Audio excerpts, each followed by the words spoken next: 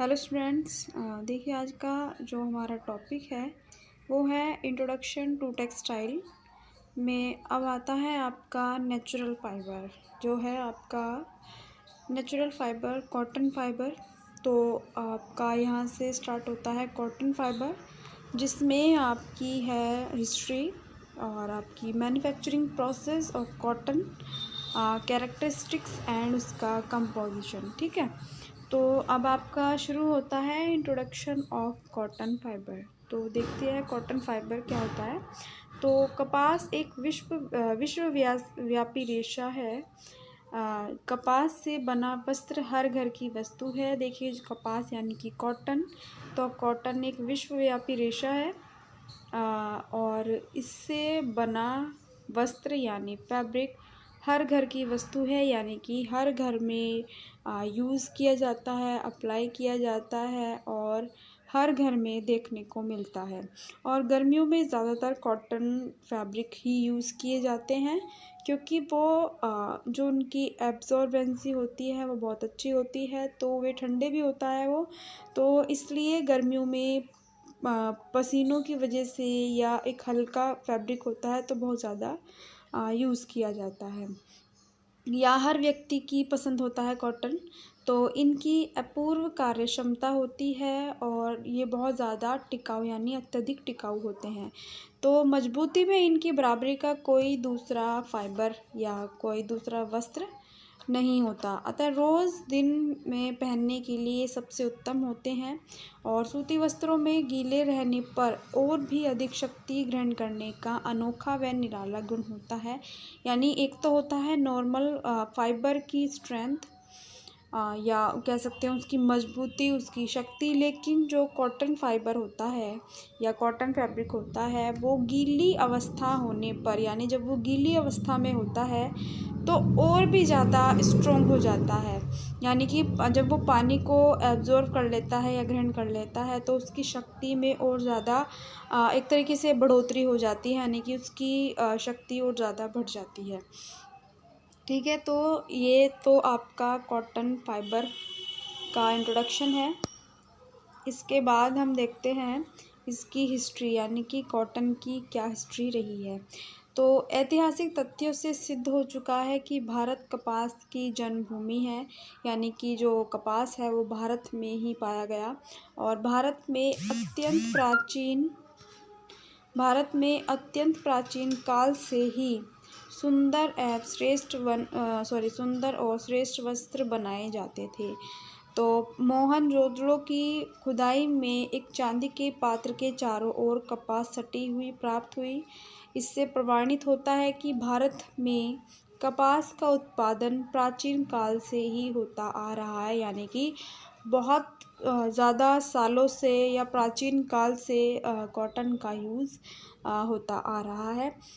इतिहासकारों के अनुसार भारत में बने सुंदर छपे वस्त्र मध्य पूर्व देशों में बेचे जाते थे। यानी कि देखिए जो कॉटन का यूज़ काफ़ी प्राचीन काल से यूज़ होता आ रहा है, तो उस टाइम राजा महाराजाओं के द्वारा भी ये वस्त्र पहने जाते थे और इन वस्त्रों को और ज़्यादा सुंदर और अट्रैक्टिव बनाने के लिए, आकर्षक बनाने के लिए इन पे अलग अलग प्रकार की कसीदाकारी भी की जाती थी, या इनको और ज़्यादा एक तरीके से सोने चांदी का वर्क इनके ऊपर किया जाता था। तो जिनकी सुंदरता देख करके बाहर के व्यक्ति भी आकर्षित हो गए, तो ये एक तरीके से मध्य पूर्व देश में भी बेचे जाते थे, तो यहाँ से यूरोपीय देशों में भी ले गए। तो उस समय वहाँ भारत के बने सुंदर वस्त्रों को भी लोकप्रियता इतनी बढ़ी कि मांग के बढ़ने से सूती वस्त्र उद्योग भारत में और भी अधिक बढ़ने लगा और हजारों लोग इस उद्योग में लग गए। इस समय ईसा पूर्व, ये जो समय था ये ईसा पूर्व 200 वर्ष का था। तो यानी कि बहुत काफ़ी पुराना समय है ये। तो देखिए, इससे पहले ही लगभग ईसा पूर्व 327 वर्ष सिकंदर के आक्रमण के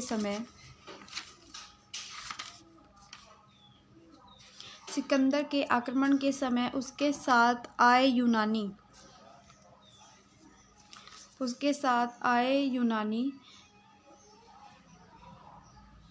भारत में कपास के पेड़ को देखकर आश्चर्यचकित रह गए। यानी कि एक तरीके से वो जो कपास का उन्होंने पौधा देखा या पेड़ देखा, उसको देख करके वे बहुत ज़्यादा आश्चर्यचकित रह गए कि इतना ज़्यादा सुंदर, एक तरीके से इतना ज़्यादा सुंदर फाइबर।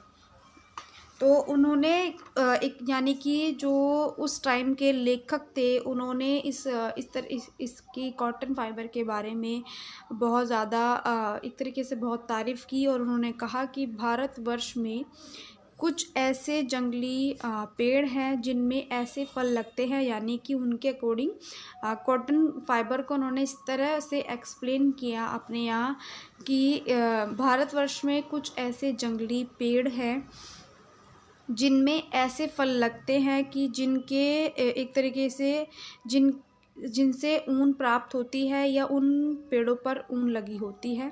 तो वो ऊन उन्होंने बताई कॉटन को देख करके कि वो ऊन भेड़ों से प्राप्त ऊन से भी ज़्यादा सुंदर है। यानी कि उन्होंने ऊन उस कपास को देख करके ऊन की तुलना की, और उन्होंने कहा कि वो जो ऊन है, यानी कि ऊन से भी सुंदर एक तरीके से उन्होंने ऊन को कहा कि बहुत ज़्यादा सुंदर है, और वो भेड़ों से प्राप्त ना हो करके वो भेड़ों से प्राप्त यानी कि जो भेड़ों से भी प्राप्त ऊन होती है उससे भी ज़्यादा सुंदर है वो, और भारत के लोग इस ऊन से प्राप्त सुंदर वस्त्रों को पहनते हैं। यानी कि उनका एक्सप्लेनेशन करने का तरीका था कि उन्होंने ऊन को समझा कि वो जो ऊन है बहुत सुंदर और बहुत अच्छी चमकदार ऊन है। तो ये तो एक तरीके का सिकंदर के टाइम का समय था कि उस समय वहाँ के जो यूनानी भारत आए, उन्होंने कहा कि कॉटन इतनी ज़्यादा सुंदर है। तो इसी तरह बौद्ध काल में बनारस व ढाका अपने सुंदर वस्त्रों के लिए प्रसिद्ध हैं। तो ढाका के वस्त्र शबनम, आब ए रवा तथा मलमल खास अपने सौंदर्य की दृष्टि से अपूर्व और निराले थे। तो ये वस्त्र इतने सूक्ष्म, यानी कि इतने ज़्यादा एक तरीके से कह सकते हो इतने बारीक होते थे कि 8-10 तह, यानी कि इन वस्त्रों की 8-10 तह के बाद भी ये पारदर्शी रहते थे। यानी कि ये इनको इजीली देखा जा सकता था। तो वस्त्रों में कढ़ाई तथा बुनाई से सुंदर नमूने बनाए जाते हैं। अरब व्यापारियों के द्वारा भारत के बने प्रसिद्ध सूती कपड़ों का व्यापार दूर दूर के देशों तक होता था। यानी कि इतने ज़्यादा अच्छे लगते थे कि दूर दूर से इन वस्त्रों को बाहर विदेशों तक पहुंचाया जाता था। और ये अरब व्यापारी मिस्र, यानी कि ये भारत से ले जा कर के फिर ये मिस्र, अरेबिया, तुर्किस्तान, चीन, थाईलैंड, जावा या दक्षिण यूरोपीय देशों तक भारत के बने वस्त्र पहुंचते थे। यानी कि ये और दूसरे देशों में इन वस्त्रों को भेजा करते थे, क्योंकि वे ये वस्त्र बहुत ज़्यादा सुंदर होते थे तथा वहाँ से धन और समृद्धि प्राप्त करते थे। तो 13वीं शताब्दी में कपास का उत्पादन यूरोपीय देशों में तथा इंग्लैंड में भी शुरू हो गया। यानी कि धीरे धीरे, और जब यहाँ से कॉटन बाहर जाने लगा, उन्होंने यहाँ के सुंदर पेड़ों को देखा और यहाँ के बने वस्त्रों को, कपास को देखा, कॉटन को, तो ये धीरे धीरे और बाकी देशों में भी फैल गया। यानी कि और बाकी दूसरे देशों में भी इसको अपनाया गया। तो उत्पादन यूरोपीय देशों में तथा इंग्लैंड में भी शुरू किया गया कपास का। और अमेरिका में कपास का उत्पादन 17वीं शताब्दी में शुरू हुआ। यानी कि जो अमेरिका में कॉटन का प्रोडक्शन हुआ या उसकी शुरुआत हुई, वो एक तरीके से 17वीं शताब्दी में शुरू हुआ। और इंग्लैंड में सूती वस्त्रों को बनाने के लिए नए नए तरीके सोचे जाने लगे। यानी कि नए नए तरीके सोचे गए कि वूल को, यानी कि जो आपका कॉटन है वो किस किस तरीके से बनाया जा सकता है। तो यानी कि वो नए नए तरीके सोचने लगे तथा औद्योगिक क्रांति के बाद वहाँ वस्त्र उद्योग में अत्यधिक उन्नति हुई, यानी कि जो वहाँ का वस्त्र उद्योग है वहाँ और ज़्यादा, उस उद्योग में और ज़्यादा उन्नति होने लगी। तो स्टूडेंट्स, अब जो हमारा टॉपिक है हिस्ट्री कॉटन की, ये कंप्लीट हो चुकी है। इसके आगे का जो टॉपिक है वो मैं आपको नेक्स्ट वीडियो में बताऊंगी।